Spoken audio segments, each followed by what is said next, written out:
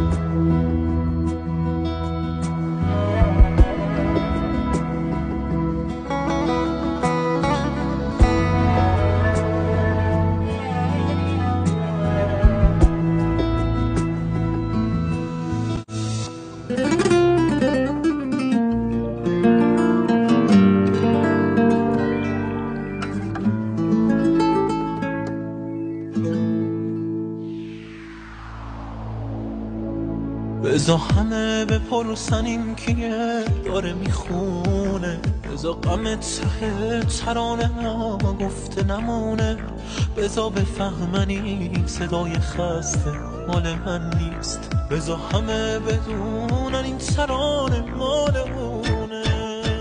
اگه این زندگی باشه تو رو آرزو نکردم، این یعنی نهایت درد. تو چشمات مال من نیست و نگات تو مال من نیست و این حقم نیست. منو ببر به دنیا و به اون دستا که میخوام، من اینجوری نمیتونم، یه سطحی بین قلب ماست، دارم میام پیش جاده چه همواره، باز یه بغضی گلومو گرفته. باور نمی کنم این تو خودتایی، وقتی که عشق آخر تصمیمشو بگیره. برای همین چند لحظه یه عمر همه سهم دنیامو از من بگیر. بالا پرم بودی خبر نداشتی، من به چشمای خودم شک کردم، دلگیرم از دست خودم، یه عمر با خودم میگم خدا رو شکر خوشبخته. واسه زوده بفهمی من چرا آواره دردم، تو با تمام قلب من نیومده یکی شدی. دلم با هر تپش با هر شکستن داره میفهمه از این که هر دوم با هر لبه یک تیغ راه میریم.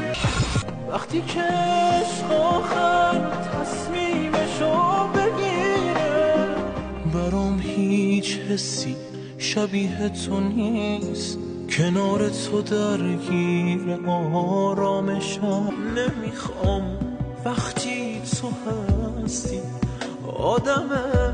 آدمکاشم، به عشق تا ته دنیا به جنگ هر کسی میرم. بگو که هستی برای آخرین بار، هرچی آرزوی خوبه مال تو، هرچی که خاطره داری مال من،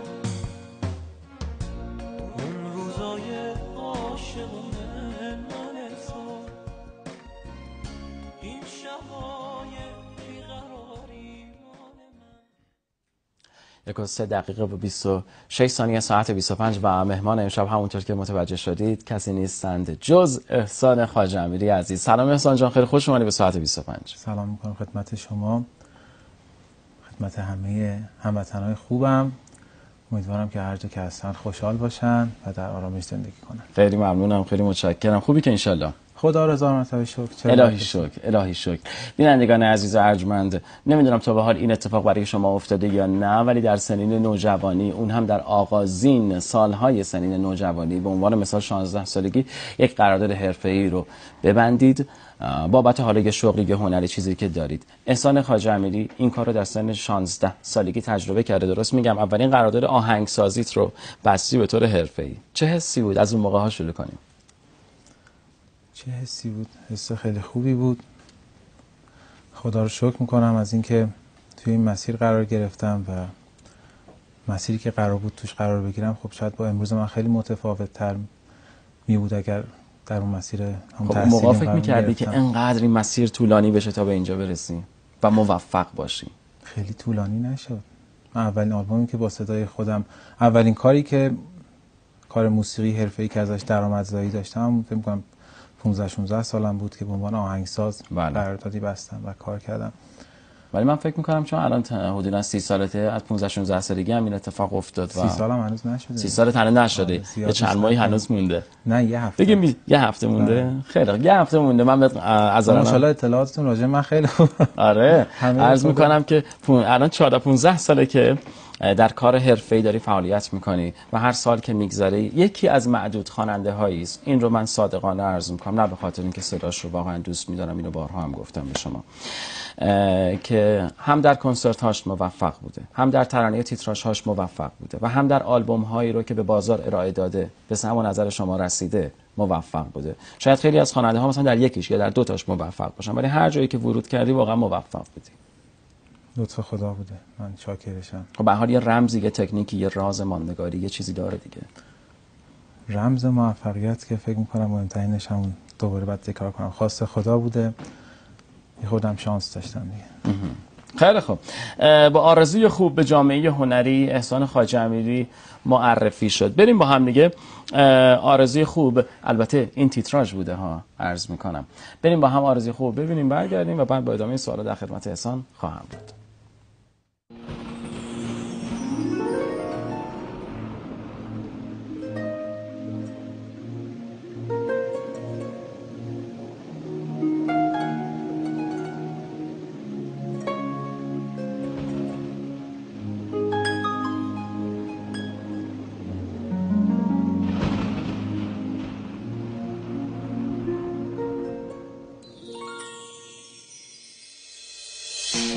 هرچی آرزوی خوبه مال تو، هرچی که خاطره داری مال من، اون روزای عاشقونه مال تو، این شبای بیقراری مال من، منم و حسرت با تو با شدن، تویی و بدون من رها شدن، آخر غربت دنیاست مگه نه، اول دو راهی آشنا شدن.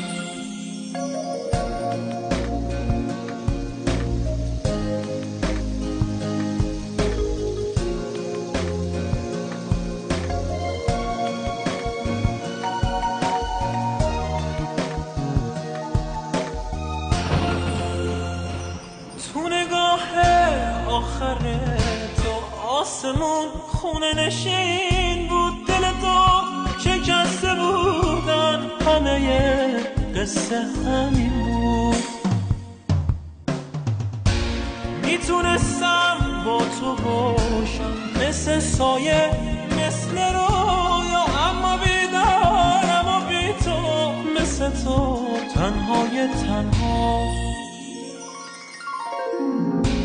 هرچی آرزوی خوبه مال تو، هرچی که خاطره داری مال من، اون روزای عاشقونه مال تو، این شبای بیقراری مال من، هرچی آرزوی خوبه مال تو، هرچی که خاطره داری مال من، اون روزای عاشقانه مال تو، این شبا. بله، آرزوی خوب تیتراژ سریال غریبانه، سریال موفق و خوبی هم بود که ترانه تیتراژش با صدای احسان خواجه امیری عزیز اتفاقا کار شبکه خودمونم بود، شبکه تهران، شبکه پایتخت. میخوای با همین آرزوی خوب شروع بکنیم؟ با کلیپش یا با خود ترانه‌اش؟ با برگردیم به اون زمان که آرزوی خوب و ترانه تیتراژش رو خوندی. کلیپو من داشتم نگاه میکردم، به شعری خود فکر میکردم، هیچ ربطی به هم نداشتن، بیشتر حیات فرش خیلی زیبا بود ولی بهتر بود خود موسیقایی تر باشه. خب این دیگه به من مربوط نیست، به بچهای تدوینه. حالا ان شاءالله یه روزی برسه که مشکلات کوچیکو نداشته باشیم و خیلی بتونیم از بهره ببریم از این پتانسیلی که تو کشور از اون هست. واقعا بضاعت ما این نیست. بضاعت ما در هنر، در ادب، در خیلی بیش از این حرف هاست و امیدوارم که افسوس نخوریم هیچ وقت. انشالله. امشب خیلی سوالای مختلفی ازت دارم و بعضیش سوالاتی است که از پیامک زدن مردم ارسال کردن. به حال اینجا مجله روزنامه نیست، اونها هم حرمت خودشون رو دارن. به حال اونها هم جزئی از خانواده بزرگ رسانه هستن، اما یه مجله، یه روزنامه شاید 1000 تا 2000 تا 10000 تا اصلا 100000 تا تیراژ داشته باشه، عذر میخوام، ولی به حال شبکه پایتخت یک شبکه ملی است و خیلی‌ها قطعا این برنامه رو مشاهده میکنن، مخصوصا بعد از این 6 7 ماهی که داره از این برنامه میگذره. بریم سراغ آهنگسازی. با آهنگسازی شروع کردی تو 15 16 سالگی، ولی چی شد که اومدی سراغ خوانندگی؟ من اینو به دفعات گفتم. آره میگم نهایتش حتما گفتم این مجله ها و اینها. من یه کاری داشتیم توی استودیو رکورد میکردیم برای یک خواننده‌ای که دوستانم، بعد خیلی تلاش میکرد که بخونه، متاسفانه نمیتونست اون کاری که من اتود کرده بودم بخونه. به شوخی دوستم گفت تو که صدات خوبه چرا خودت نمیخونی؟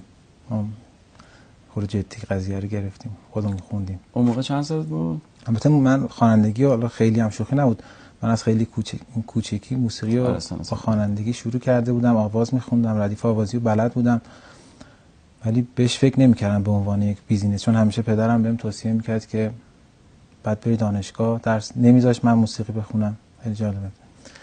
و من تا زمانی هم که دانشگاه قبول نشدم، من مهندسی کامپیوتر خوندم، پدرم اجازه نمیداد من به عنوان حرفه موسیقی وارد این کار بشم. دیگه زمانی که دانشگاه قبول شدم گفتم آقا من دیگه میخوام بخونم، وایز دست دیگه خیلی مخالفت نکردم. اجازه صادر شد. فکر کنم اولین آلبومم هم سال اول دانشگاه بودم که منتشر شد. احسان، وقتی که خب یه هنرمند قطعا خیلی دوست می‌داره، حالا چه بازیگر باشه چه در شاخه هنری شما موسیقی، موزیسین هستی، خواننده هستی، آهنگساز هستی، که هر هنرمندی اصلا دوست نداره که خودش رو تکرار بکنه و میخواد همیشه از رونق نیفته، همیشه به روز باشه. تو یکی از کسایی بودی که این اتفاق افتاده. احسان خواجه امیری برای اینکه به تکرار نیفته چی کار میکنه؟ آیا تیمی پشتت هست؟ آیا کسی کمکت میکنه؟ خب من اعتقادم برای اینه که زندگی برای اینکه در سطح کیفیت بالا بخواد بره جلو باید خیلی تلاش بکنه انسان. هیچ وقت نمیتونی بگی من الان زنگ تفریحه، الان میخوام استراحت کنم.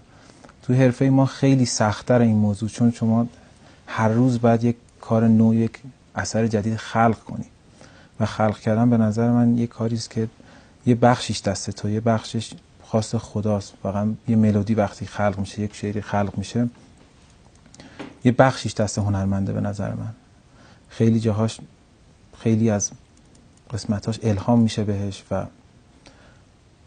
من باسم میگم خدا رو شکر که من تا الان تونستم این سعادت رو داشته باشم که مورد قبول مردم عزیزم باشم. یه بخشش دست من بوده، من تلاشمو کردم، واقعا هیچ کوتاهی نکردم، ولی اون بخش دیگه‌اش که انتخابای درستی بوده و کارا رو مردم دوست داشتن دیگه خواست خدا بوده. خب الحمدلله، خدا رو شکر میکنم.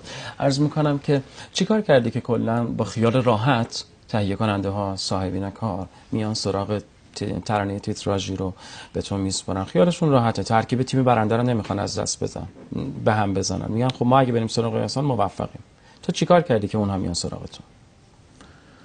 من کار اولم که به صورت تقریبا اتفاقی همین ترانه هر چه خوبه اولین تیتراژی که با صدای من پخش شده، توسط دوست خوبم دکتر افشین یدالایی که از اینجا بهش سلام میکنم، خیلی نقش مهمی داشتن دکتر افشین یدالایی توی موفقیت من. معرفی شدم به آقای قاسم جعفری، کارگردان خوب کشورمون، و این حرکت شروع شد. من خودم اصلا توقع نداشتم این کار پخش داشتم، یادمه تو اتاقم کار میکردم، من به عنوان یک اتود داده بودم این ترانه رو. این نسخه هم که الان ما شنیدیم همون اتود، یعنی من بعدا نه بازخونیش کردم نه سازی روش گرفتم، اینو دادم به عنوان اتود. چند تا خواننده دیگه هم کار داده بودن، اصلا با یک خواننده دیگه اون سریال تیتراژش بسته شده بود، یعنی تو استودیو ضبط شده بود. همین آرزوی خوب. بعد یه دفعه دیدم مادرم داره خیلی احساساتی شده، جیغ میزنه که بیا صدا داره تلویزیون پخش میشه. من اومدم دیدم تیزر سریال غریبانه است با صدای من، و دیگه تا الانم که ادامه پیدا کرده. حالا اون روزهای اول بوده، برگردیم به آخرین آلبومش، یعنی همین چندی پیش. حالا همین چندی پیش که میگم، نه همین یکی دو روز پیش، کلا تو این سالهای اخیر. و این که برسیم به آلبوم آخر عاشقانه ها، نشون داد که نه تنها کارهای قبل بلکه آثار جدیدش هم پر مخاطب هستن. برای اینکه این اتفاق بیفته به هر حال یه کارایی رو انجام دادی توی شعر، توی انتخاب ملودی و خیلی مسائل دیگه. میخوام بگم که از همون روزهای اول که مثل آرزوی خوب شروع کردی، مخاطبت رو داشتی، انگاری ذوقشون رو، سلیقه‌شون رو میشناختی.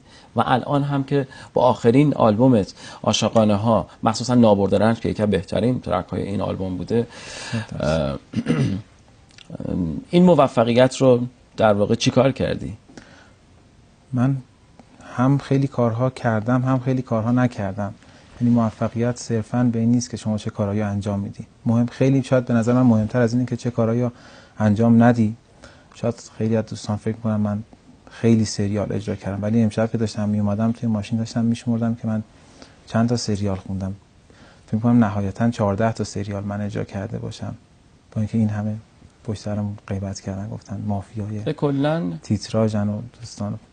من فکر کنم 13 یا 14 تا سریال من خونده باشم در این 11 12 سال. یعنی بگیم تقریبا سالی یه دونه بوده. نابرده رنج یکی از ترک های آلبوم عاشقانه بود، درسته؟ نابرده رنج قرار بوده که از ترک ها باشه، ولی زمانی که به ما پیشنهاد سریال نابرده رنج داده شد، ما تغییرات دادیم بر اساس موضوع داستان شعر شد. روزبه بمانی عزیز که من بهش سلام میکنم از اینجا، این کارو یه سری تغییرات دادیم و اجرا کردیم برای اون سریال و بعدها تو آلبوم هم گذاشتیم. خب عرض میکنم که نابرده رنج شد ترانه 8م برگزیده از جانب شما، البته به ترتیب حروف الفبا عرض میکنم که شما قرار بودش که عدد 8 رو ارسال بکنید به 10725. بریم این کارو با هم دیگه یک مرتبه دیگه، ترانه شماره 8 نابرده رنج با صدای احسان خواجه‌امینی یه مرتبه دیگه ببینیم. اگه تمایل داشتید میتونید همین الان عدد 8 رو به 10725 در واقع پیامک بکنید، چرا که بعد از اینکه برگردیم میخوام اعلام نتایج تا نیم ساعت قبل از برنامه رو خدمتتون اعلام کنم.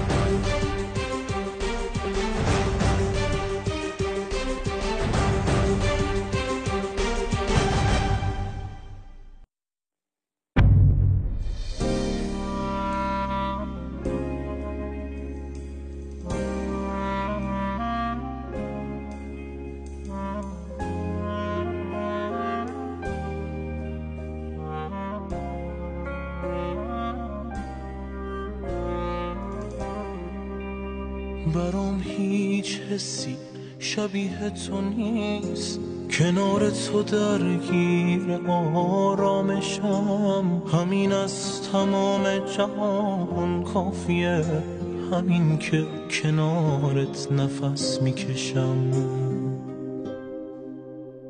برام هیچ حسی شبیه تو نیست، تو پایان هر جستجوی منی.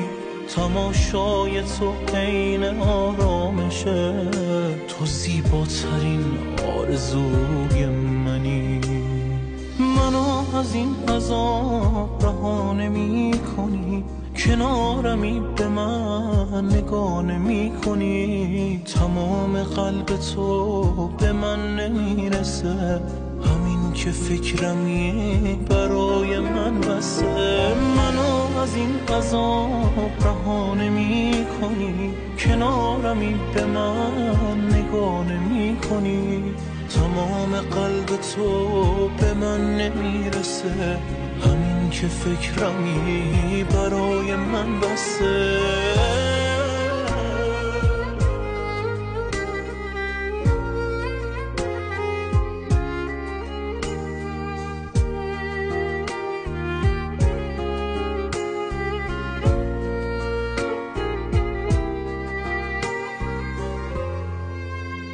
از این عادت با تو بودن هنوز، ببین لحظه لحظم کنارت خوشه. همین عادت با تو بودن یه روز اگه بی تو باشم منو میکشه. یه وقتایی انقدر حالم بده که میپرسم از هر کسی حال تو. یه روزایی حس میکنم پشت من همه شهر میگرده دنبال تو، همه شهر میگرده دنبال تو. منو از این عذاب رها نمی کنی، کنارمی به من نگاه نمی کنی. تمام قلب تو به من نمیرسه، همین که فکرمی برای مسه. منو از این عذاب رها نمی کنی، کنارمی به من نگاه نمی کنی. تمام قلب تو به من نمیرسه، همین که فکرمی برای من بسه.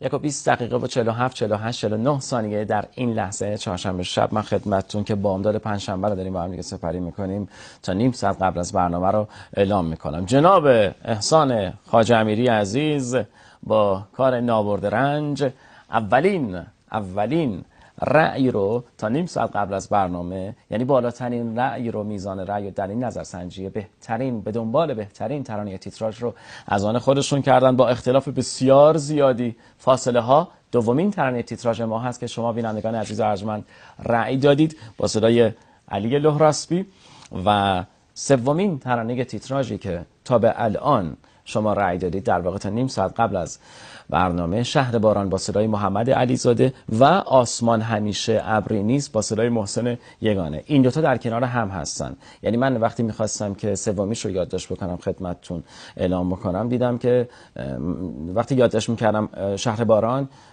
سرم بلند میکردم میدیدم شد آسمان همیشه ابری با صدای محسن یگانه، و دقیقاً برعکس یکی دو مرتبه این اتفاق افتاد. یعنی خیلی رأی ها برای سومین ترانه تیتراژ به هم دیگه نزدیکه و به ترتیب دیگه حالا ما بقیش رو عرض میکنم. ارمغان تاریکی، ماه عسل، دختران حوا و در نهایت پشت صحنه که هشتمین ترانه تیتراژی هستش که در واقع ما الان به دنبال بهترین ترانه تیتراژ که هستیم. همه اینها ماندگار و مانا و قشنگ زیبا، اما به هر حال ما یکیش رو می‌خواستیم انتخاب بکنیم که احسان خواجه امیری سنگ تموم گذاشت. و آقا من واقعا به تبریک میگم تا نیم ساعت قبل از برنامه. آخرین آمار رو هم من خدمتتون عرض بکنم بینندگان محترم.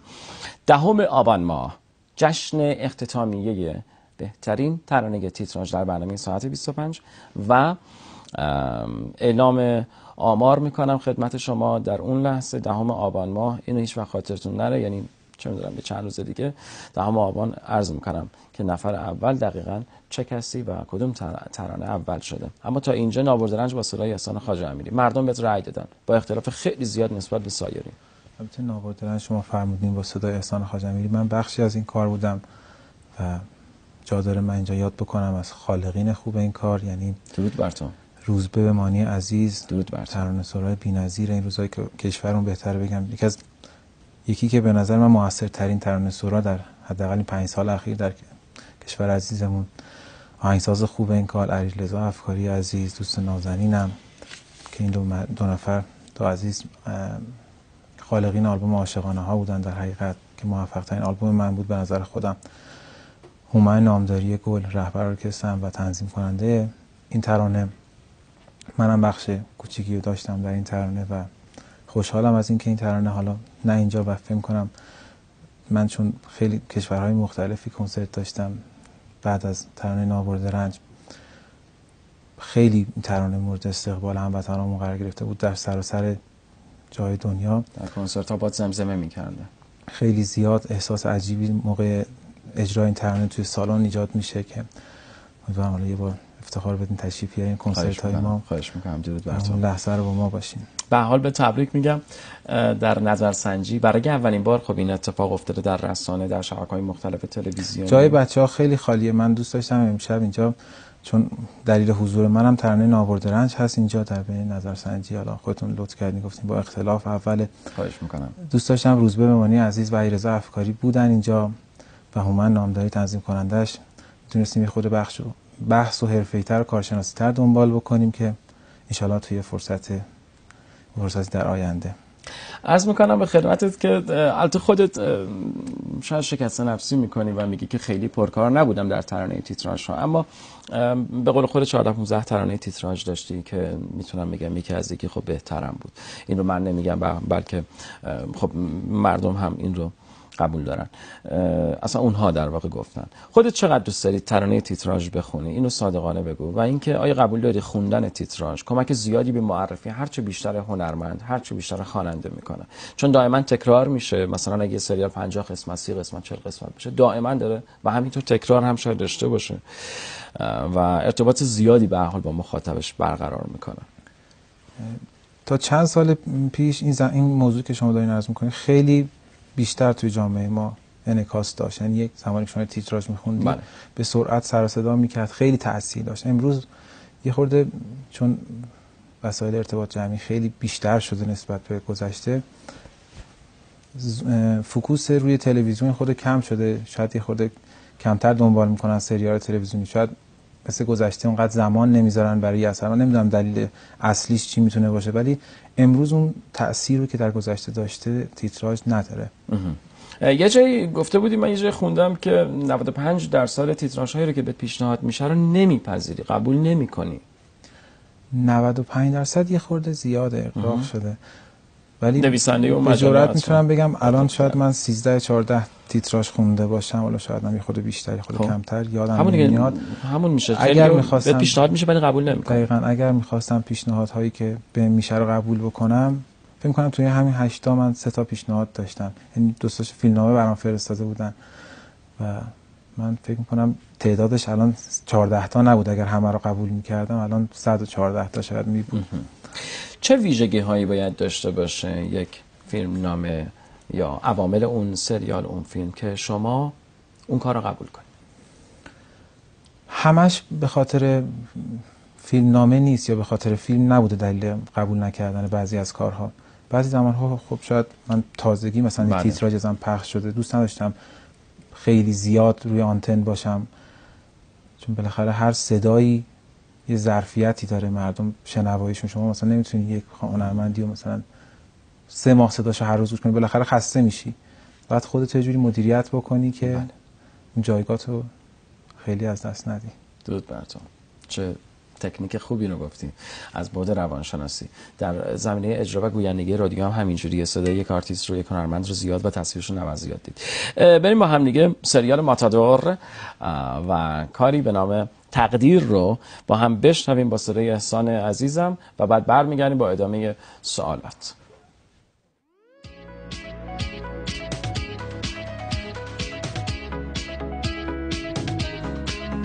حواسو از سرم بیرون نکردم، تو تنها حسرت من رو زمینی، یه چیزایی رو تا عاشق نباشی نمیتونی بفهمی نه ببینی.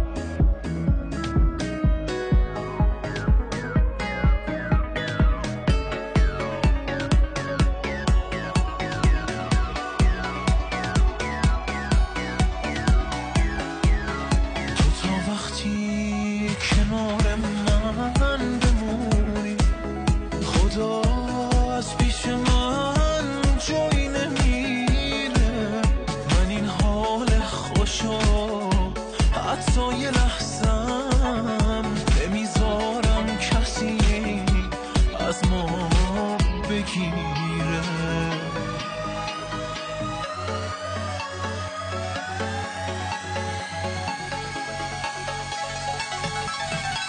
به عشق تا ته دنیا به جنگ هر کسی میرم، چه تقدیری از این بهتر که از عشق تو میمیرم. به عشق تا ته دنیا به جنگ هر کسی میرم، چه تقدیری از این بهتر که از عشق تو میمیرم. من از عشق تو میمیرم.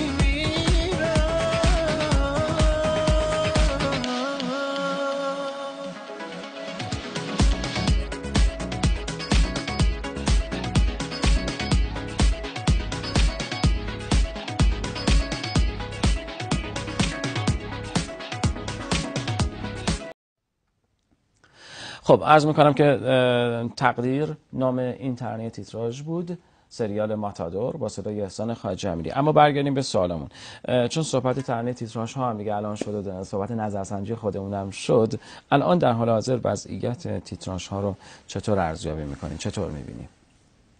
من راستش بخوام خیلی نمیتونم قضاوت بکنم چون خیلی دنبال نمیکنم سریال ها رو، ولی بچهای موزیک این روزا نسبت به گذشته خیلی حرفه‌ای تر دارن کار میکنن و کلا سطح موسیقیمون چه از نظر بله هم از نظر تنظیم، آهنگسازی، بله. حتی شعر خیلی پیشرفت داشتیم، از نظر کوالیتی، کیفیت که خیلی پیشرفت داشتیم نسبت به گذشته. به طب اگر سریال خوبی ساخته بشه و موسیقی خوبی روش ساخته بشه فکر میکنم جای خودش رو باز میکنه.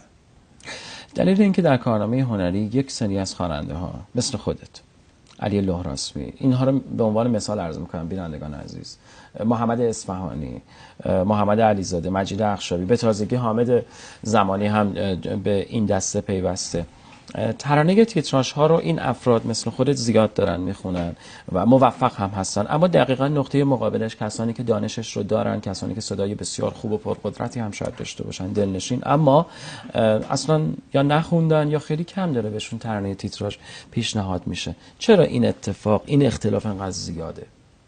به بعضی زیاد پیشنهاد میشه، به بعضی اصلا شاید پیشنهاد نشه.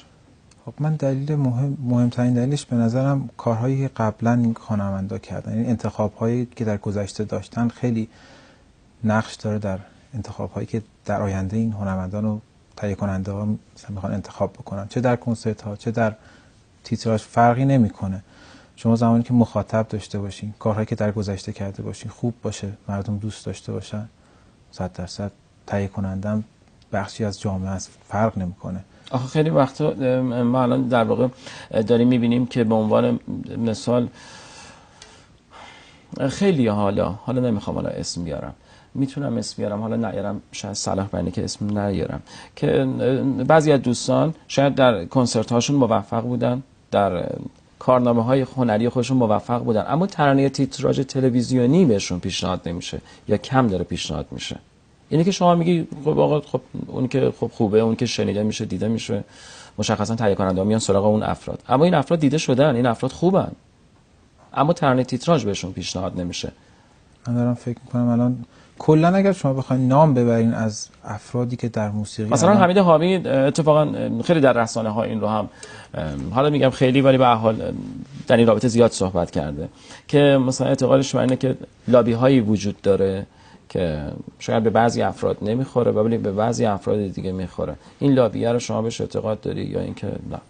نه به هیچ وجه. من بیشتر اعتقادم بر سیاست کاری اون هنرمند هست و کارهایی که در گذشته کرده و کارهایی که نکرده.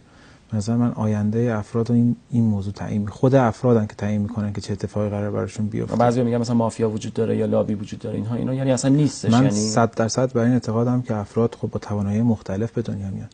یه نفر با سیاست‌تره، یه نفر باهوش‌تره، یه نفر انتخاب‌های درستی داره، یه نفر نه فیزیک خوبی داره، صدای خوبی داره، این توانایی ذاتی فیزیکال خیلی خوبی داره. اینا به نظرم خیلی خوب. نظرات احسان خواجه امیری ساعت 25 و بخش بعدی تقدیم به شما. برمیگردیم در مورد این کار صحبت خواهیم کرد. بینندگان عزیز،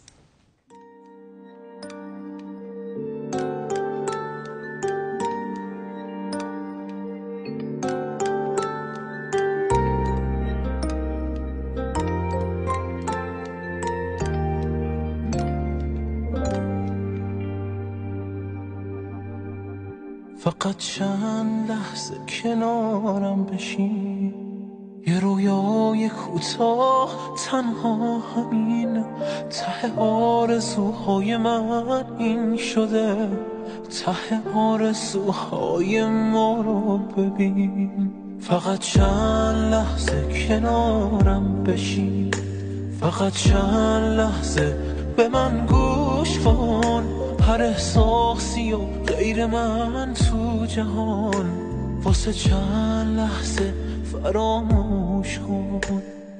برای همین چند لحظه یه عمر همه سهم دنیامو از من بگیر، فقط این یه رویا رو با من بساز، همه آرزوهامو از من بگیر. برای همین چند لحظه یه عمر همه سهم دنیامو از من بگیر، فقط این یه رویا رو با من بساز، همه آرزوهامو از من بگیر.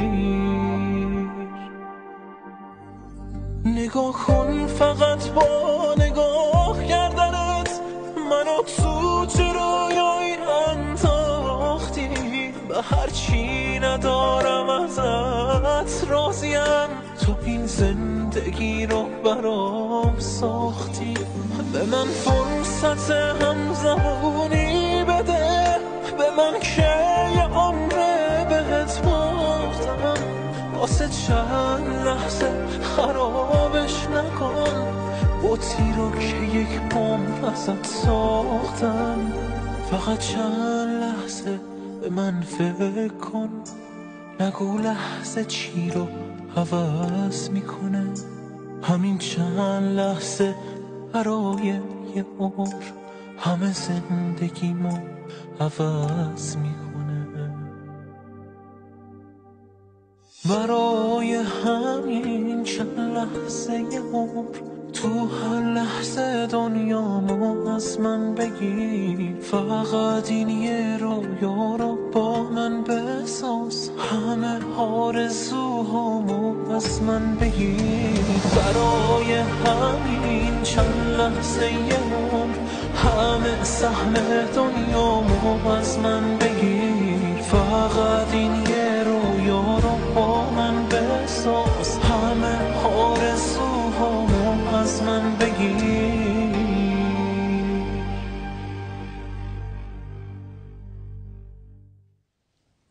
خب در مورد این کار قشنگت میخوایی یه صحبتی بکنیم؟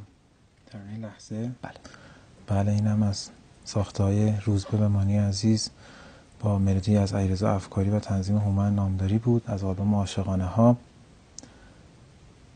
خیلی کارهای متفاوت و آروم و قشنگی تو آلبوم عاشقانه ها بود. خودت دلت می‌خواست که این عاشقانه ها رو در بین مجموعه کتاب امروز با صدای من منتشر شده از همه بیشتر دوست دارم. خودم کارتو خیلی دوست داری؟ واقعا خیلی سال سختیه. ولی ترانه نابردرن جزو کارهای مورد علاقه هم هست که مردم هم خیلی مورد علاقه بوده که با اختلاف خیلی زیادی در نظرسنجی بهش رأی دادن. که گفتین نظرسنجی، من جا داره از بقیه همکارانم هم یه سلام بهشون بکنم، چون اکثر کارهایی که بود من جزو بهترین کارهای دوستام نبود. یعنی به نظرم هم علی لهراسبی هم محسن یگانه نازنین کارهای بهتر از این خیلی دارن. من کارهای بیشترش، یعنی محسن یگانه، من تیتراژ ماحصلش رو خیلی دوست داشتم که ترانه از روزبه عزیز بود، یا علی لهراسبی به نظرم اون کار پیله های پروازش کار خیلی خوبی بود با ملودی بهروز ظفاریان نازنین.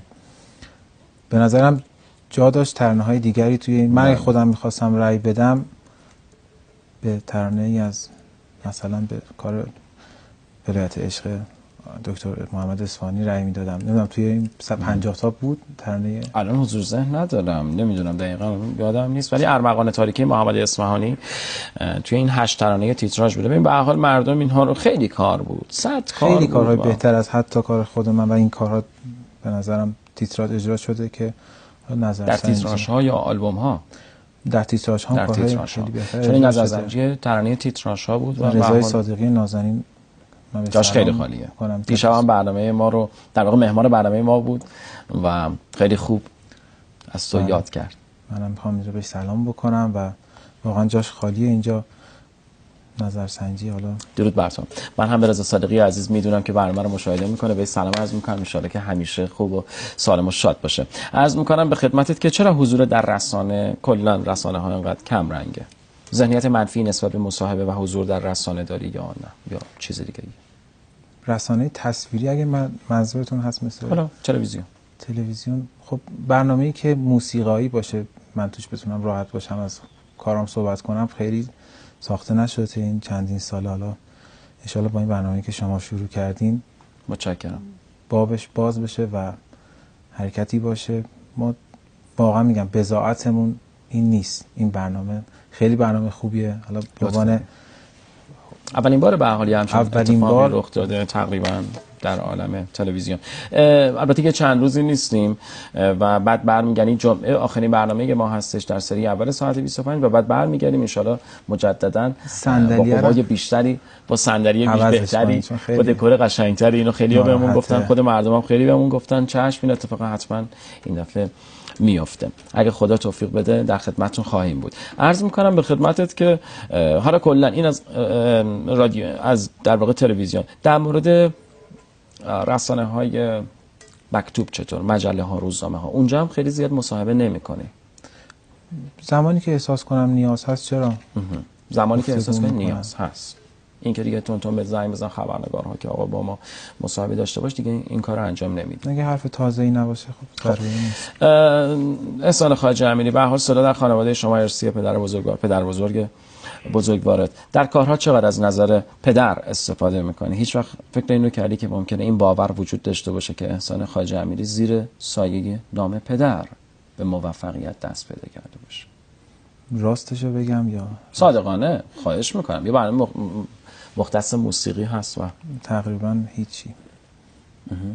یعنی راجع به کار خیلی با پدرم صحبت نمیکنم چون آخرش دعوا میشه طبیعتا، آبمون توی جوب اصلا نمیره. خب حالا فکر می‌کنی زیر، یعنی چون پدر فرد شناخته شده بوده در عالم موسیقی، آیا شاید نیمی از شهرت تو مخصوصا در همون ابتدا 100% شهرت من که خیلی، من عاشق پدرم هستم، از جان بهشون سلام عرض میکنم، امیدوارم بیدار باشن برنامه رو ببینن، ولی توی موسیقی خیلی با هم اختلاف نظر داریم، مخصوصا توی سیاست‌هایی که توی موسیقی باید اعمال بشه. پدر من خیلی دلیان بیشتر، من سعی میکنم خیلی با برنامه‌ریزی کارام ببرم جلو. و خیلی خوب. این 3-4 تا سوالی که ازت پرسیدم و این سوالی که الان میپرسم که به هر سر برنامه من این موضوع گفتم که من اصلا دیگرم بگم بعد بریم سوال بعدی. به نظر من حالا شاید من یه خود سیاست داشتم در زمینه انتخاب ترانه و در زمینه آهنگسازی، مسائل جانبی غیر از خود خوانندگی، ولی به جرئت باید بگم صدای پدر من یکی از بهترین صداهایی است که در تاریخ در دنیا به نظرم، اینو حرف من نیست، حرف خیلی از بزرگان موسیقی است که به من گفتن اینو. امیدوارم که فکر نمی کنم دیگه تکرار بشه. نمیخوای با ایشون یه آلبومی چیزی مشترکاً با هم برید بیرون؟ چرا، دوست دارم، فرصت نمی کنم. من انقدر که درگیر سفر هستم، از این کشور به اون کشور، از این شهر به اون شهر، فکر می‌کنم تو همین یک هفته من نصف ایران رو دور زدم. بله مثلا خیلی فرصت نمیشه، ولی انشالله تو ماهایی که خود سرم خلوت‌تره دوست دارم که یک حرکتی حالا در این خیلی انشالله بریم با هم دیگه احساس آرامش با صدای احسان خواجه امیری رو هم مشاهده بکنیم و برگردیم.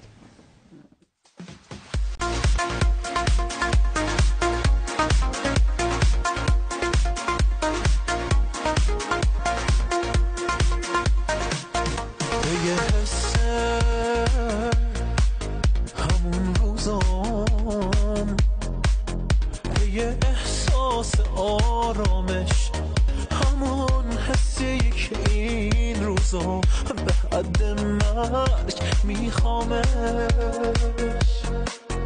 دلم میخواد عاشق شم،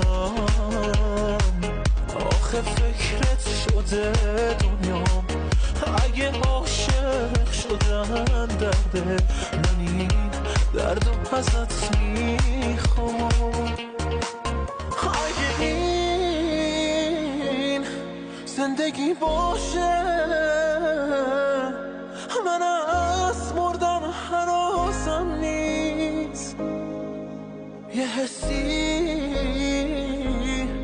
دارم این روزا،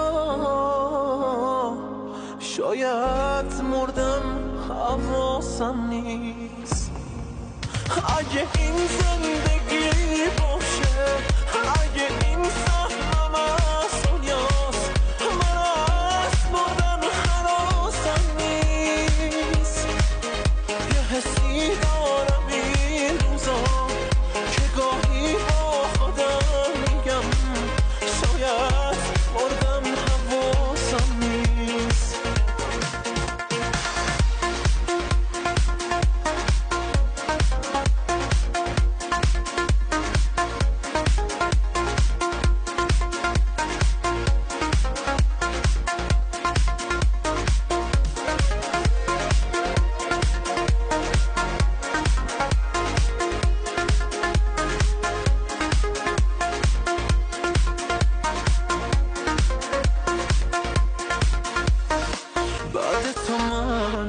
از همه دنیا بریدم، باورم کن من به بدجایی رسیدم.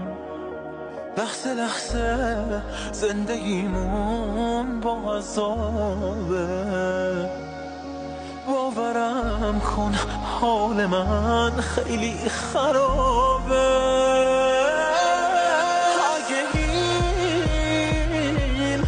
زندگی باشه، من از مردن هراسم نیست. یه حسی دارم این روزا، شاید مردم حواسم نیست. اگه این زندگی باشه، اگه این سهمم از دنیاست، مردن هراسم نیست. یه حسی دارم این روزا که گاهی با خودم میگم شاید مردم حواسم نیست.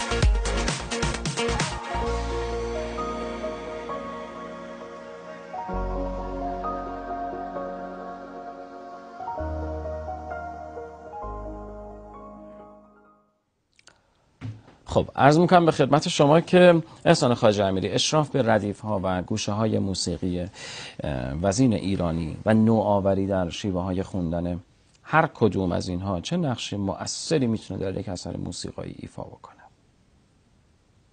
به طب هنرمندایی که موسیقی ملی ما رو بهتر میشناسن به نظر من توی کشور ما میتونن موفق تر باشن، چون این موسیقی با این مردم گره خورده و کارهای تجربه نشون داده کارهایی که در اون مایه موسیقی اصیل داره موفق تر بوده و خواننده هایی هم که موسیقی اصیل رو دنبال کردن و حالا امروز دارن با رنگامیزی موسیقی پاپ کاراشون رو ارائه میکنن، موندگاریشون فکر میکنم بیشتر بوده نسبت به بقیه خواننده هایی که خود غربی تر کاراشون کار غربی تری انجام میدادن. نظر منه، نمیدونم. خودت اشراف کامل داری به دستگاه ها، کلا به ردیف ها، گوشه های موسیقی ایرانی؟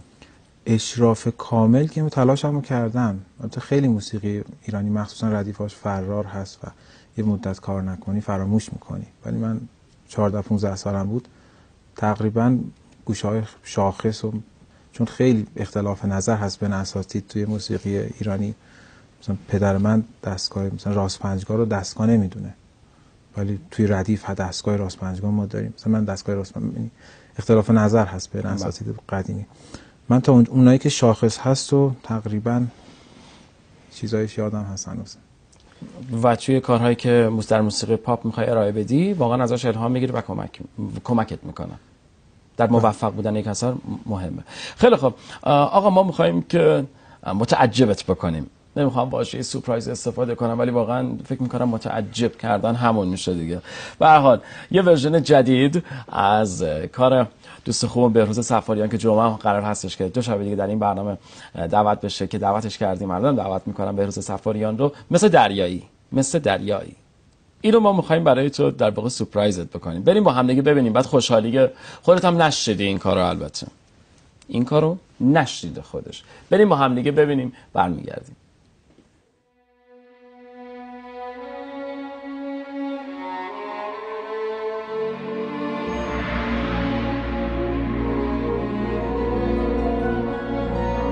تو سر عشق چون تو دادی، سر حسی که داشتی با من،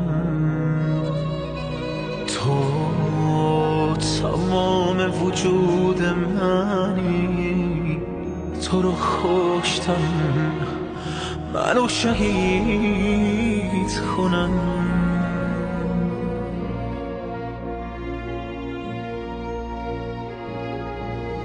تو که رفتی تمام دنیا رفت، گم شدم تو هجوم من دردم.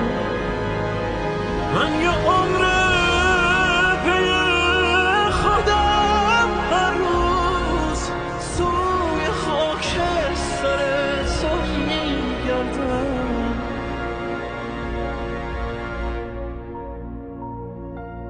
من نبودم بیونه اون آتیش تا خودم رو برات هلاک کنم. تو واسه من شبیه دریایی، مگه میشه دریا رو خاک کنم؟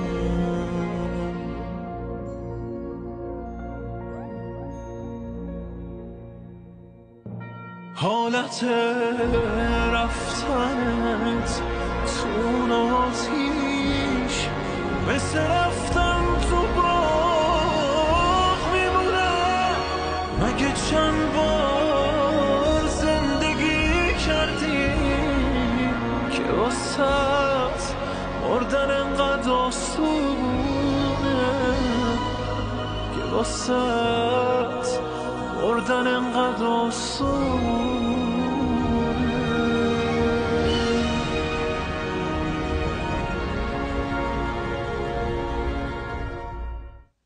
خب آقا، واقعا احساست چی بود؟ سورپرایز شدی نشدی؟ بهروز صفاریان دیگه همیشه تو هر لحظه آدم رو سورپرایز میکنه. خیلی خوب شده بود. من اینجا بهش سلام عرض میکنم.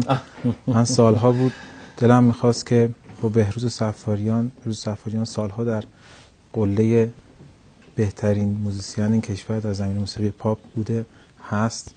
من خیلی دوست داشتم باش کار کنم. خوشحالم که این اتفاق افتاد. ساعت 8 امشب برامون ارسال کرد و همین امشب هم، یعنی امروز بعد از این کار تا تموم شد برامون بهروز ارسالش کرد. دستش هم درد نکنه، منم ازش تشکر میکنم.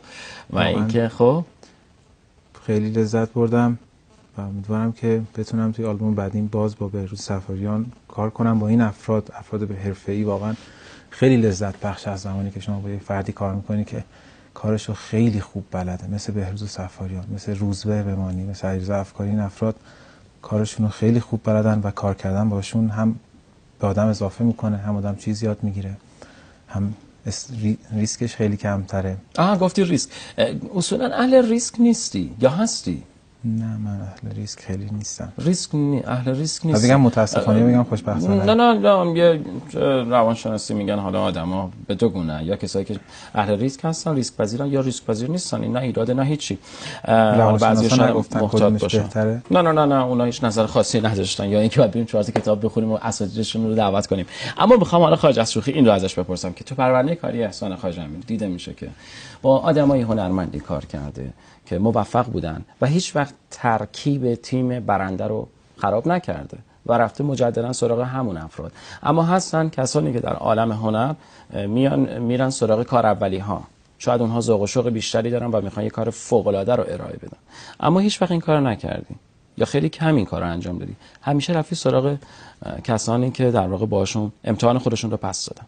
نه همیشه اینطور نبوده. مثلا رهبر ارکستر من که امروز به جرئت میتونم میگم یکی از خوش سلیقه ترین و باسوادترین، زایا سلیمان، نه هومن نامداری نازنین که الان تنظیم کننده آلبوم عاشقانه هم بود، واقعا یکی از بهترین تنظیم کننده هاست در حال حاضر، با بهترین خواننده ها داره کار میکنه. فکر میکنم جزو اولین کارهاش ترانه سریال در مسیر زاینده رود بود، خلاصم کن، که ما با هم کار کردیم و من زمانی که دیدم چقدر کارش خوبه استقبال کردم، خودم بهش پیشنهاد کردم و بعدها شد رهبر ارکستر. الان داریم با هم کار میکنیم، در آلبوم بعدی هم با هم قرار کار بکنیم. خیلی کارهای خوبی انجام داده. همیشه اینطور نبوده، ولی به طبع یه نفر وقتی خودش رو میتونه ثابت بکنه، اون سوال قبلیتون هم میتونم در این سوال، یعنی جوابش تو این سوال مستتره. درست میکنی. سوال کردین که چرا بعضی از خواننده‌ها خیلی پیشنهاد دارن، بعضیا پیشنهادشون کمتره. چون زمانی که یه نفر خودش رو ثابت میکنه، خب انتخابش خیلی راحت‌تر میشه برای دیگران. این هنرمندان وقتی خودشون رو ثابت کردن، خب طبیعتاً باعث افتخار من باید باشه که باشون کار بکنم. یعنی اگه کسی با یه کار خوبی رو بهت ارائه بده ولی پیشینه‌ای نداشته باشه، باش کار نمی‌کنی؟ اصلاً من همچین گاردی نمیگیرم برای کسی. شاید فرصت نکنم خیلی کار چون اکثرا توی سفر هستم و خیلی فرصت زمان ندارم برای سعی و خطا و اینکه بخوام یه کاری رو امتحان بکنم جواب میده یا نه. ولی اگه به طور اتفاقی به یک همچین چیزی برخورد بکنم، اصلاً خیلی هم خوشحال میشم. درود برتون. یه سوال دیگه ازت بپرسم و بعد بریم یه کار خوشگل دیگه رو بشنویم. زایا سلیمان رهبر ارکسترت بوده؟ زایا سلیمان نه، سرپرست ارکستر بود سالها. مدیر برنامه بوده؟ نه چون سردبیرمون گفته بودن که ازت سوال بکنم، حالا گفته بودن رهبر ارکستر ولی حالا گویا نیستن. به هر حال علت جداییت از دکتر افشین یداللهی چی بوده؟ جدا نشدیم از دکتر افشین یداللهی. نه ولی الان خیلی اکثرا دیگه براشون قائلم. افشین یداللهی، دکتر افشین یداللهی که تناسرای فوق العاده عالی. بله. به غیر از اینکه تناسرای فوق العاده هستن، ایشون انسان بسیار نازنین و فریخته بزرگی هستن به نظر من. خیلی مدیون ایشون هستم، چه واسه ترانه‌های زیبایی که به من دادن و من اجرا کردم، چه واسه من زمانی که با ایشون شروع کردم کارو. خب یه نوجوان بودم، سن زیادی نداشتم، تجربه نداشتم و هدایت‌های ایشون، خیلی مشورت‌هاشون باعث شد که من مسیر رو خیلی درست بتونم بیام. من اتفاقا پیشنهاد کار بهشون دادم برای این آلبوم تازه، ولی خودشون احساس میکنم که یه خورده تمایل به زیاد کار کردن ندارم، ولی من ان شاءالله تمام تلاشمو میکنم که بتونم این باز همین اتفاق کاری بیفته ان شاءالله. بریم پس یه کار دیگه رو با هم ببینیم. بینندگان عزیز 1:58 واقعا زمان چقدر زود میگذره. میشه خدا رو حس کرد تو لحظه های ساده، تو استراب عشق و گناه بی اراده. بی عشق عمر آدم بی اعتقاد میره، 70 سال بعدت یک شب به باد میره، یک شب به باد میره. وقتی که عشق آخر تصمیمشو بگیره، کاری نداره زوده یا حتی خیلی دیره. ترسیده بودم از عشق، عاشق تر از همیشه، هرچی محال میشد با عشق داره میشه، انگار داره میشه.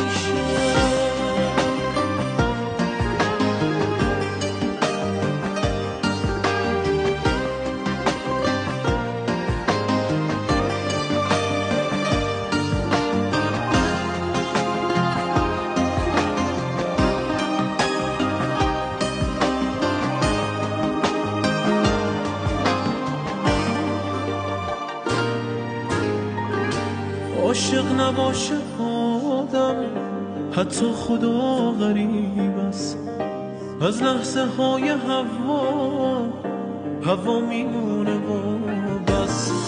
نترس اگه دل تو از خواب کهنه پاشه، شاید خدا قصه تو از نو نوشته باشه، از نو نوشته باشه.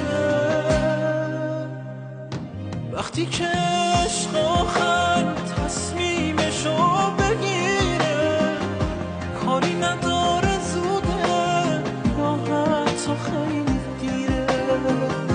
ترسیده بودم از عشق، عاشق تر از همیشه.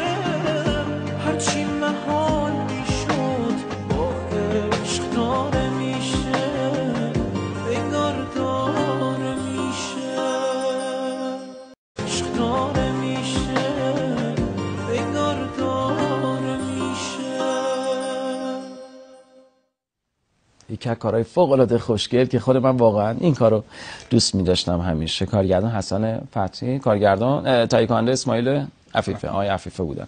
در مورد این کار حرفی داری بزنی برامون؟ این کار اصلا قصه خلقش چی بود، چجوری شد؟ خیلی در زندگی من نقش مهمی داشتن، یکی از بهترین تیتراژهایی است که من ساختم. چقدر جالبه که سوالا داره، یعنی سوال بعدی داره جواب سوال قبلی رو میده. دورون سوالی که پرسیده بودین چند تا خواننده مثال زدیم بهشون پیشنهاد خوب میشه، چند تا خواننده مثال زدیم که پیشنهاد بهشون نمیشه. من این کارو، البته این شعر نه، این ملودی رو برای دوست خوبم حمید حامی ساخته بودم. قرار بود یه سفارشی به من داده بودن من یه کاری بسازم که خواننده‌ش هم حمید حامی بود. بعد تو همین حین دکتر افشین یداللهی گفتش که چون آیه فتحی قبلا با دکتر یداللهی کار کرده بودن سریال، بعد من گفتش که سریال میخواد بسازه برای ماه رمضونه، تو هم یه اتود بزن، مثلا من تو رو پیشنهاد کردم. من گفتم دکتر من یه ملودی ساختم خیلی خوبه، شعرش هم دکتر گفته بود، اون شعری که قرار بود هم خودت ملودی رو آهنگ ساختی، هم تنظیم کننده همین اصلا خودت بودی.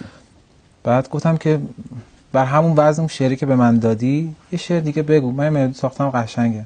شعر رو گفت و من یه دو سه جاشو تغییر دادم، یعنی دو بیتش آوردم بالاتر، اجراش کردم، همین شد که بعد سریال میوه ممنوعه رو قرارداد بستیم و که اینطور.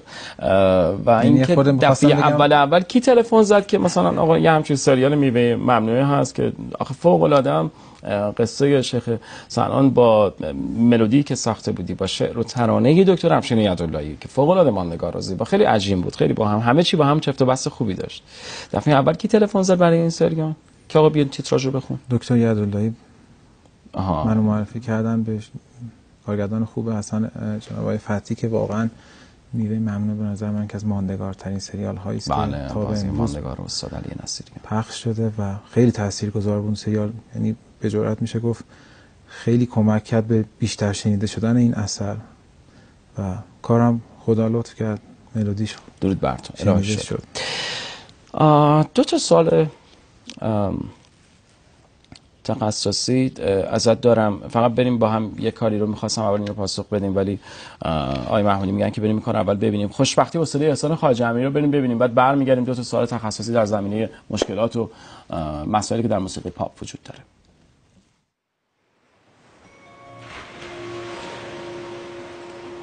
خواهی بری برو، خودت خبر نداری، خیلی وقته که رفتی. من از این که تو خوشبختی نه آرومم نه دلگیرم، یه جوری زخم خوردم که نمیمونم نمیمیرم. تمام آرزوم این بود یه رویایی که شد دردم، یه بارم نوبت ما شد ببین چی آرزو کردم. یه عمره با خودم میگم خدا رو شکر خوشبخته، خدا رو شکر خوشبختی چقدر این گفتنش سخته. یه عمره با خودم میگم خدا رو شکر خوشبخته، خدا رو شکر خوشبختی چقدر این گفتنش سخته. تنها شدم مرتضی.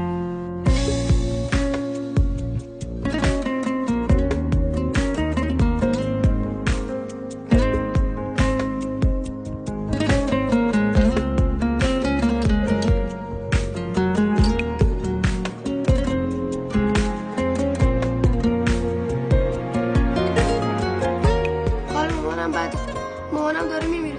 تو رو خدا به پدرم بگیم بیاد خونه. نمیدونم چیکار کنم. نه این که تو نمیدونی ولی این درد بیرحمه. یه چیزایی تو دنیا فقط یک مرد میفهمه. تمام روز میخندم، تمام شب یکی دیگم. من از حالم به این مردم دروغای بدی میگم. یه عمره با خودم میگم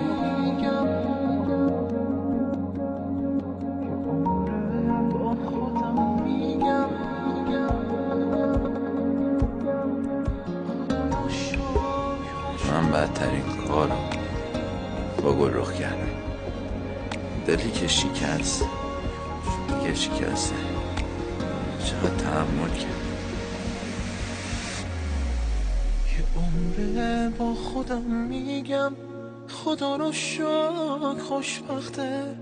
خدا رو شکر خوشبختی چقدر این گفتنش سخته.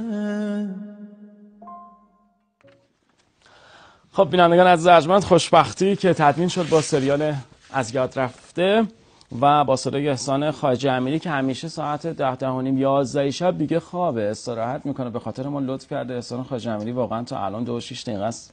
آره دیگه بیدار مدت ها بود این ساعت رو از نزدیک ندیده بودم. من در بین بچهای موزیک همون جزء کمتر کسایی هستی. اکثر بچه‌ها تا دیر وقت کار میکنن یا تمرینن. آره من هم صبح اصولا زود بیدار میشم، هم شبا زود میخوابم دیگه. شما امشب ما رو به واقعا لطف کردی به خاطر ما. چقدر بله. خیلی خوب، عرض میکنم به خدمتت که بریم سراغ اون 2 سوال تخصصی که عرض میکردم خدمتتون. میخوام بپرسم از احسان. احسان جان، معیار موسیقی پاپ بودن دقیقاً چیه؟ پاپ اگه منظورتون کلمه پاپیولار معنی مردمی باشه، باید خواننده باشه که مردم برای مردمش بخونه. خب دوستش داشته باشن و موسیقیشون دلنشین باشه. خب حالا چه معیاری باید داشته باشه؟ معیارش همین بود. معیارش همینه، فقط مردم دوست داشته باشن. نه دوست داشتن که نه، صرفا اون دیگه لطفی که مردم در نسبتش برای مردمش بخونه. موسیقی هست، موسیقی که مثلا شما برای هنرمندا اجرا می‌کنی. اگر میگم پاپ منظورتون اون باشه که فکر می‌کنم توی کشور ما پاپ یه خورده تعریفش متفاوت هست. البته فقط معنیش این نیست در همه جای دنیا. به نوع موسیقی، حتی سرعت موسیقی میتونه توی تعیین سبک موسیقی تاثیرگذار باشه. یعنی مثلا سرعت آهنگ شما بخوایم فنی تر بگیم مثلا از 130 بیشتر باشه، مثلا موسیقی میگم مثلا ترانس یه ذره پایین‌تر باشه هاوس میشه. موسیقی‌های مختلف هست، کاتگوری‌های مختلف داره. ولی فکر کنم خب مشکلات موسیقی پاپ در حال حاضر تو کشور ما چیه؟ موسیقی پاپ هم موسیقی که حالا به اصطلاح توش درامز داره، گیتار داره، ما تو ایران بهش میگیم موسیقی پاپ. بله. معنی عامیانش هست. مشکلاتش هم مشکلات خدا رو شکر. یعنی اصلا در واقع اصلا از مشکلات خودت بگو. برای انتشار آلبوم اصلا مشکلی داری؟ یکی دو تا نیست، از کجاش بگم؟ حالا بگو از اول شروع کن، بگو 2-3 تاشو بگو. مشکلات زیادی داریم. من ولی به نظرم مهمترین مشکلی که این روزا باش دست و پنجه نرم میکنیم بیش از هر چیزی نگاهیه که به موسیقی دارن. یعنی یه خورده نگاه چجوری بگم، یه خورده امنیتی هست، نگاه هنری نیست بهش. تو خیلی از جاها من کاملا با ممیزی در موسیقی موافق هستم. ولی آخه من واقعا من به تو میگم خسته میگی آره به خاطر اینکه همش تو سفر هستم و حتی به خانواده زیاد نمیتونی برسی، چون واقعا همش تو کنسرت سفری. درست میگم؟ چه خارج از کشور چه در داخل ایران. یعنی اینکه واقعا کنسرت زیاد داری اجرا میکنی. من اینو گفتم به این منظور نیست که امروز ما مشکلات زیاد، یعنی خیلی مشکل سرام هست. من جا دارم اینجا تشکر بکنم، ما نسبت به 10 سال گذشته، نسبت به 5 سال گذشته تر که نمیرم، چون اصلا شرایط خوب نبوده. خیلی پیشرفت کردیم. امروز ما خیلی آزادیایی داریم که شاید در گذشته نبوده. امروز خدا رو شکر به غیر از حالا فضای موسیقی، حال مردممون خیلی بهتر هست نسبت به 1-2 سال گذشته. من خدا رو شکر میکنم ان شاءالله مستحق به خیلی بیش از اینها رو داریم. ولی توی موسیقی همین مثلا نوشته نشدن اسم هنرمندان در روی لیبل های آلبوم ها، در تیتراژ ها، خب یه موضوعی است که واقعا چند سالی است که ما پشت این دست و پنجه نرم میکنیم و با یه دید مثبت اگر به این قضیه نگاه بشه، با یک نگاه هنری تر فکر میکنم امروز از این مشکلات ما دیگه صحبت نخواهیم کرد و میشینیم راجع به موسیقی ما در فضای بین‌المللی صحبت میکنیم که چیکار کنیم که بتونیم در جهان حرفی برای گفتن داشته باشیم. در موسیقی خیلی در دنیا امروز حرف برای گفتن نسبت به هنرهای دیگری مثل ادبیات، مثل سینما نداریم. انشالله یه روزی برسه که این مشکلات کوچیکو نداشته باشیم، چون بچهای موسیقی خیلی حساسن. یعنی هنرمندا اصولا حساسن، ابزار کارشون احساساتشون رو میگیرن تو دستشون و به طب خیلی آسیب پذیرتر هستن. اگه یک نگاه هنری بشه قضیه بشه، یک نگاه مثبت‌تری بشه، فکر می‌کنم خیلی با فراغ بال بیشتر، با آرامش بهتر میتونن کاراشون رو دنبال بکنن و 100% پیشرفتمون از امروز، ما امروز خیلی پیشرفت کردیم. من خیلی خوشحالم از این موضوع. تشکر میکنم از همه عزیزانی که کمک کردن تا دل هموطناشون شاد بشه و امیدوارم که روزهای خیلی بهتر شاهد باشیم ان شاء الله. عرض میکنم که بریم با هم یه کار دیگه رو ببینیم و بشنویم و برگردیم. لحظات پایانی برنامه است.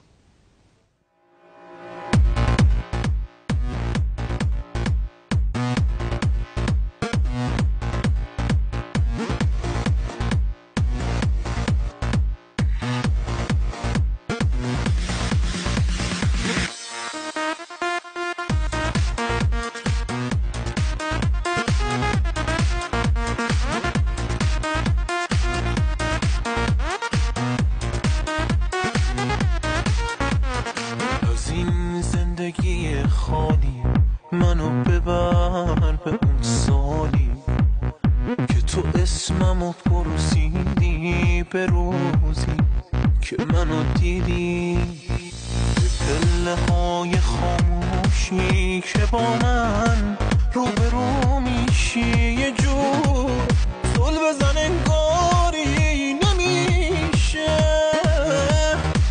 نمیشه چشم برداری. منو ببر به دنیا به اون بسا که میخوام، به اون شبا که خندونم که تقدیر رو نمیدونم، به اون شبا که خندونم که تقدیر رو نمیدونم. از این عشقی که میلرزه منو ببر به اون لحظه، به اون ترانه شادی که تو یاد من افتادی، به احساسی که درگیره، به حرفی که نفس گیره از این دنیا که بیزاغه. منو ببر به اون موقع،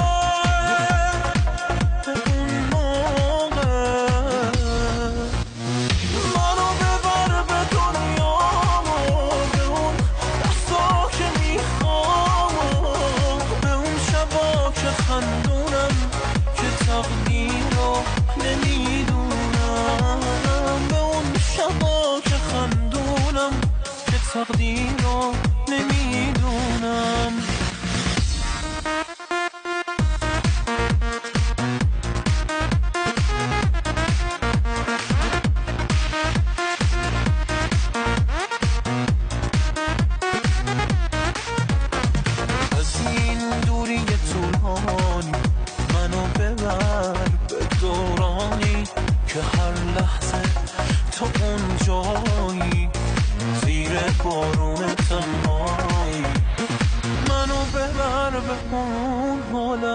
همون حرفا همون ساعت به اندوه غروبی که به دل شوره خوبی که تو چشمام خیره میمونی به من چیزی بفهمونی منو ببر به دنیا به اون دستا که میخوام به اون شبا که خندونم که تقدیر رو نمیدونم به اون شبا که خندونم که تقدیر رو نمیدونم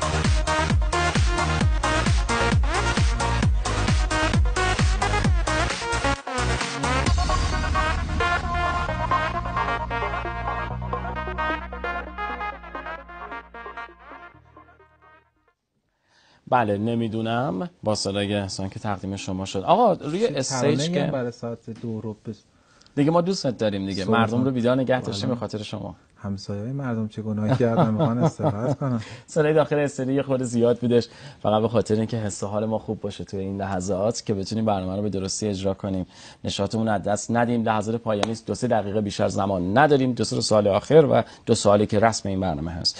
روی استیج که هستی چه احساسی نسبت به اجرای قطعاتت داری وقتی که روبرو نفس به نفس رو در روی مردم هستی و اجرا می‌کنی؟ احساست چیه؟ خب قدیمی‌ها گفتن مستمع صاحب سخن رو بر سر ذوق آورد. من دقیقاً اعتقاد دارم به این جمله. زمانی که توی کنسرت ها انرژی میگیری، من توی کنسرت قبلی هم گفتم انقدر انرژی گرفتم از این کنسرتی که 1 ماه پیش اجرا کردم، انقدر خدا رو شکر همه چی خوب بود. برای واقعا چند وقتم بس بود اون انرژی که از مخاطبینم گرفته کنسرت قبلی که هم چند وقت پیش بود، کنسرت بعدی که ان شاء الله به امید خدا اگه امشب زنده باشیم 2 روز دیگه. با امید. نه امشب الان پنجشنبه است. الان شد پنجشنبه 12 گذشته. فردا کنسرتته؟ بله. خیلی خوب، با امید خدا. عرض می‌کنم که نظرت نسبت به ساعت 25 چیه؟ من خوشحالم از اینکه بالاخره بعد از سال‌ها یک برنامه موسیقایی داریم در تلویزیون ملیمون. تلویزیون متعلق به همه است و خیلی خوشحالم. امیدوارم که مسئولین ما یه خورده نگرانیاشون برطرف شده باشه با این برنامه و شاهد برنامه‌های خیلی کاملتر از این دست باشیم.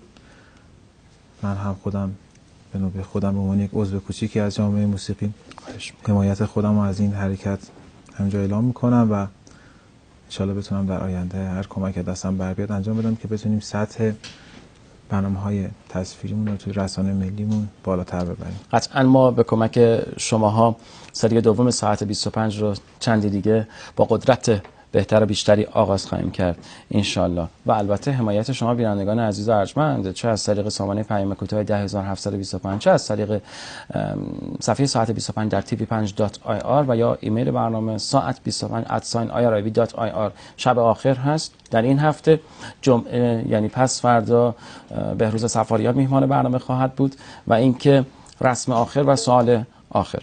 یه ذره چند تا زودتر کنین دیگه این دفعه. اینو خیلی‌ها به ما میگن. چون من این ساعت‌ها معمولاً داری استراحت می‌کنی. خیلی خوب. شما ساعت 10 شب دیگه استراحت می‌کنی. خیلی زود است. یعنی بعد بزنین 5 بعد از ظهر دیگه. 5 به علاوه 5 مثلا. چند تا اسامی من میگم، احساسات رو در قالب کلمه یا جمله کوتاه، دیالوگ کوتاه بیان بکنی ازت ممنون میشم. بهروز سفاریان میتونی؟ بهروز سفاریان یک کلمه بگم یا یه جمله بگم؟ اگه کلمه بگی که چون دیگه 1 دقیقه دیگه بعد خداحافظی کنیم، بعد 5-6 تا کلمه است، اسم 7-8 تا. من نمیتونم تو یک کلمه، ولی بهروز سفاریان یه جمله برای خیلی از هم نسل‌های من کار کردن باش آرزو بود و خوشحالم از اینکه تونسته اون جایگاهشو نگه داره بعد از این همه سال. همایون نامداری، هومن نامداری رهبر دوست داشتنی ارکستر هم که این روزا یکی از بهترین موزیسین‌های کشورمونه. همایون نصیری. همایون یکی از بهترین توی دهه‌های مختلف. همایون بله، همایون شجریان. بی‌نظیر. من یک بار صدای همایون شجریان رو یک جایی بودیم آواز داشت میخوند، واقعا هر کاری کردم من بعد از همایون آواز بخونم من جرئت نکردم، انقدر که زیبا میخوند، واقعا به جرئت میشه گفت که فرزند خلف استاد شجریان بزرگ هستند و یکی از بهترین خواننده‌های موسیقی اصیل ما هستن امروز همایون شجریان عزیز. رضا صادقی 30 ثانیه بیشتر زمان نداریم. رضا صادقی داداش گلم توی موسیقی. من رضا نزدیکترین دوست من هست. دکتر افشین یداللهی اونم برادر گلم. ساعت 25 یک کلمه. ساعت 25 وای خدای من تموم شد. تست کنکور اینجوری نبود بابا. یه چیزی بگو برنامه تموم شد. خدا حافظ. تا بگو. من خداحافظی کنم؟ بله لطف میکنی. خب زود باش. همه شما عزیزان رو به خدای بزرگ میسپارم. درود بر تو. خیلی متشکرم. فردا شب نیستیم، پس فردا شب با بهروز صفاریان برنامه رو اجرا خواهم کرد. مراقب خودتون باشید. یا علی التماس دعا و خدا نگهدار. شبنم و شبده باران که میبارد تو در راهی، از دشت شب تا باغ بیداری، از عطر عشق و آشتی لبریز، با ابر و آب و آسمان جاری.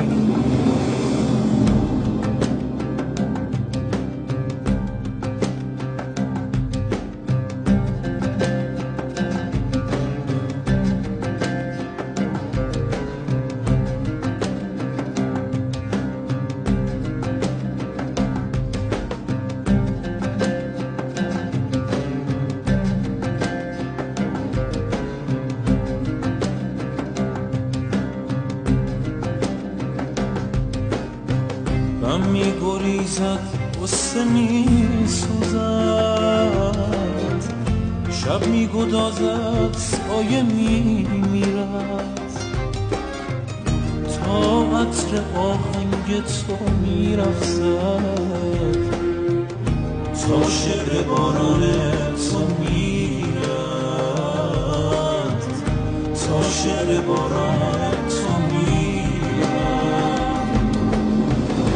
از لحظه های تشنه دیدار تا روزهای رطب بارانی، غم می‌کشد ما را می‌بینی، دل می‌کشد ما را می‌دانی، دل می‌کشد ما را تو می‌دانی، دل می‌کشد ما را